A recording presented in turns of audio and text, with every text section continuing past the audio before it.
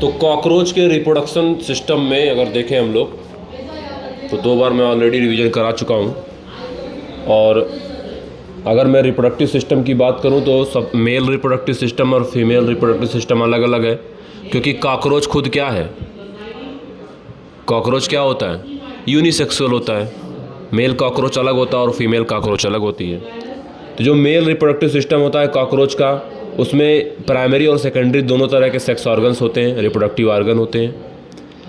जो primary sex organ होता है कॉकरोच में, मेल कॉकरोच में, मेल गोनैड्स कहते हैं उसको, जिसको वो होता है टेस्टिस, जैसा कि हम लोग में भी यही होता है। और ये पाया जाता है कहाँ, 4 to 6 सेगमेंट में पाया जाता है ना। और टेस्टिस के अंदर स्पर्म का प्रोडक्शन होता है।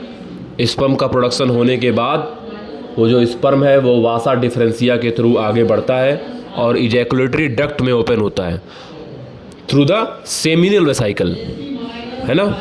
सेम बिल्कुल ह्यूमन में भी ऐसा ही होता है, सेमिनल वेसाइकल वगैरह सब कुछ होते हैं। तो ये जो स्पर्म है वो इजैकुलेटरी डक्ट द्वारा कैरी किया जाता है और बाद में स्पर्म जो होता है वो ओपन हो जाता है मेल गोनोपोर में।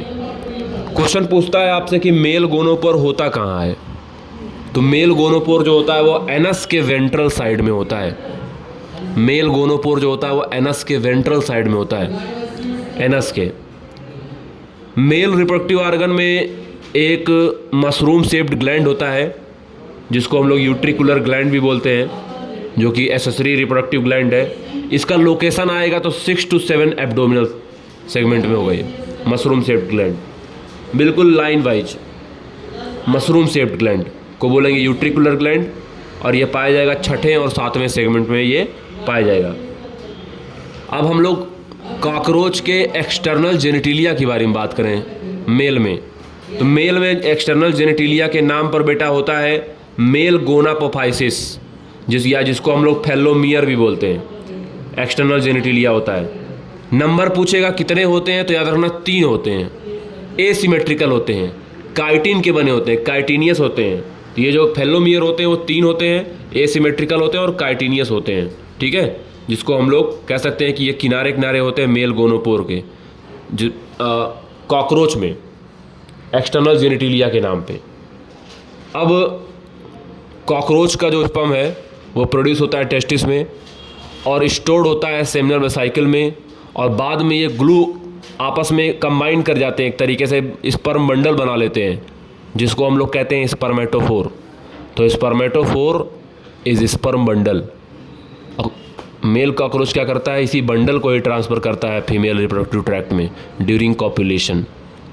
अगर फीमेल रिप्रोडक्टिव सिस्टम की बात करें तो इसमें प्राइमरी एंड सेकेंडरी दोनों तरह के रिप्रोडक्टिव ऑर्गन होंगे। ओवरी जो होगा वो प्राइमरी सेक्स ऑर्गन होगी और ये पाया जाएगा ovary 2nd to 6th segment में एब्डोमेन के, 2 to लेके 6। और वहीं टेस्टिस पाया जा रहा था कहाँ, 4 to 6, और यहाँ पे ओवरी जो पाई जाएगी वो 2nd to 6th सेगमेंट में पाई जाएगी, ठीक है। और अगर हम लोग बात करें कि ओवरी कैसे बनी होती है, तो इनकी एक ओवरी जो होती है फीमेल कॉकरोच की वो 8 ओवेरियन ट्यूब्यूल की बनी होती है, जिसको हम लोग ओवेरियोल्स बोलते हैं, है ना। जिसके अंदर जो है ओवा डेवलप हो रहा होता है, यानी कि ओवम डेवलप हो रहा होता है। और ये जो ओवम जो डेवलप हो रहा होता है वो 2 साइड में डेवलप हो रहा होता है। अगर हम लोग ओवेरियल की बात करें जिसके अंदर ओवा डेवलप हो रहा है, तो 2 साइड में डेवलप होता है, लेटरल साइड में। और दोनों जो ओवरी है वहाँ से ओवा निकलता है और इनके कॉमन ओविडक्ट को हम लोग वेजाइना बोलते हैं, यानी इनमें कॉमन ओविडक्ट जो होता है वो होता है वेजाइना। तो कॉमन ओविडक्ट जो होता है वो ओपन होता है बेटा जेनाइटल चैम्बर में, जिसको फीमेल ऑर्गन ऑफ कॉपुलेशन बोलते हैं, है ना। तो इनमें फीमेल ऑर्गन ऑफ कॉपुलेशन जो होता है वो जेनाइटल चैम्बर।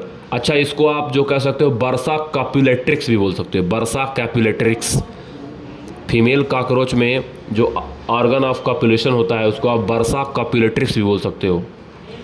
तो इस तरीके से जो स्पर्म में बेटा वो स्टोर होता है, आगे बढ़ता है और जेनाइटल चैम्बर में ओपन होता है, और इस तरीके से हम लोग देखते हैं कि आगे चल के फर्टिलाइजेशन होने के चांसेस बनते हैं।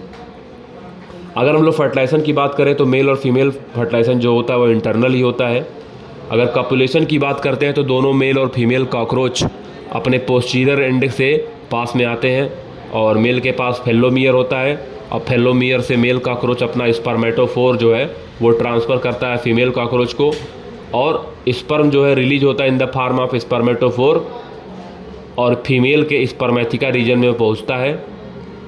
स्पर्मेथिका रीजन में पहुंचने के बाद वहाँ एग आता है, डिस्चार्ज होता है दोनों ओवरी से अल्टरनेटिवली, कभी इधर से आएगा कभी उधर से आएगा, मतलब इतने सारे स्पर्म है तो कई सारे ओवरी तो आएगी ही आएगी। इस तरीके से जेनाइटल चैम्बर में यहाँ पे फर्टिलाइजेशन होने को मिलता है, जो कि इंटरनल फर्टिलाइजेशन का एग्जाम्पल है। अब जब फर्टिलाइजेशन हो जाता है तो फीमेल कॉकरोच में एक स्पेशल ग्लैंड होती है जिसको हम लोग कहते हैं कोलेटरल ग्लैंड। कोलेटरल ग्लैंड एक कैप्सूल का फॉर्मेशन करती है एग के किनारे किनारे, जिससे वो जो एग है वो एक तरीके से पूरी तरीके से कवर्ड हो जाता है और बना लेता है ऊथिका, या उसको आप कह सकते हो एग केस। तो कई सारे एग जो होते हैं उस ऊथिका के अंदर होते हैं। तो ऊथिका जो होता है डार्क रेडिश कलर का होता है, ब्राउन कलर का होता है और करीब करीब 8 मिलीमीटर लॉन्ग होता है। और एक ऊथिका के अंदर 14 to 16 फर्टिलाइज्ड एग रहते हैं 2 रो में। 2 रो में 14 to 16 फर्टिलाइज्ड एग रहते हैं और एक बार में ये कॉकरोच जो होता है करीब 9 से 10 ऊथिका देता है। कहाँ देता है? वहाँ देता है जहाँ मॉइस्ट हैबिटेट हो, वहाँ देता है जहाँ फूड का सोर्स अवेलेबल हो, उस जगह देने की कोशिश करता है। हालांकि कॉकरोच में डेवलपमेंट जो है वो इनडायरेक्ट डेवलपमेंट है। यहाँ पे पाउरोमेटाबोलस कंडीशन पाई जाती है, निम्फल स्टेज होता है, यानी यहाँ पे लार्वल स्टेज एक तरीके से निम्फल स्टेज होगा। ज़्यादातर ये ग्रो करना पसंद करते हैं जो टेम्परेचर हो मिड कंडीशन का टेम्परेचर हो, जैसे 24 डिग्री सेल्सियस जो करीब करीब अच्छा होता है इनके लिए, है ना। लेकिन टेम्परेचर अगर हाई हो जाता है, अगर मान लो टेम्परेचर हाई हो गया तो इनका जो डेवलपमेंट का जो दिन है अगर 24 डिग्री है तो 58 डे में डेवलप होते हैं। लेकिन अगर टेम्परेचर 30 डिग्री पहुंच जाए तो ये बहुत कम ही दिनों में ज़्यादा नंबर ऑफ, है ना, कॉकरोच डेवलप हो जाएंगे, नंबर ऑफ प्रोजेनी जो होंगे वो ज़्यादा हो जाएंगे। तो टेम्परेचर जैसे जैसे बढ़ता है वैसे वैसे इनका जो ये डेवलपमेंट का फेस का जो साइकिल होता है वो कम हो जाता है। अगर निम्फ की बात करते हैं तो निम्फ जो होता है बिल्कुल एडल्ट कॉकरोच की तरह ही दिखते हैं, लेकिन निम्फ में फ़र्क ये होता है कि निम्फ जो होते हैं वो सेक्सुअली इमेच्योर होते हैं। निम्फ जो होते हैं वो सेक्सुअली इमेच्योर होने के साथ साथ इनमें विंग पैड पाया जाता है, लेकिन एडल्ट कॉकरोच के पास ही विंग पाया जाता है। कॉकरोच निम्फ स्टेज से एडल्ट कॉकरोच बनने के बाद 13 बार मॉल्टिंग करनी पड़ती है, 13 बार मॉल्टिंग करनी पड़ती है। और हर मॉल्टिंग के बीच के स्पेस को हम लोग कहते हैं इंस्टर। कॉकरोच बहुत सारी बीमारियां फैलाते हैं, ओमनीवेरस होते हैं, रात में टहलने वाले होते हैं, है ना, नॉक्टर्नल ओमनीवोरस होते हैं, बिटिंग एंड चिविंग माउथ होता है, कंपाउंड आई होती है। इन सब की मदद से कॉकरोच जो है बेटा वो हाउस होल्ड मटेरियल्स में ग्रो होना पसंद करते हैं, गंदे कपड़ों में रहना पसंद करते हैं, मॉइस्ट हैबिटेट में रहना पसंद करते हैं, नालियों में रहना पसंद करते हैं जो जहाँ पे मॉइस्ट हैबिटेट हो, सिंक में रहना पसंद करते हैं, है ना, फूड को कंटेमिनेट करते हैं, बैक्टीरियल बीमारी को फैलाने का काम करते हैं। तो ये चीज़ होती है।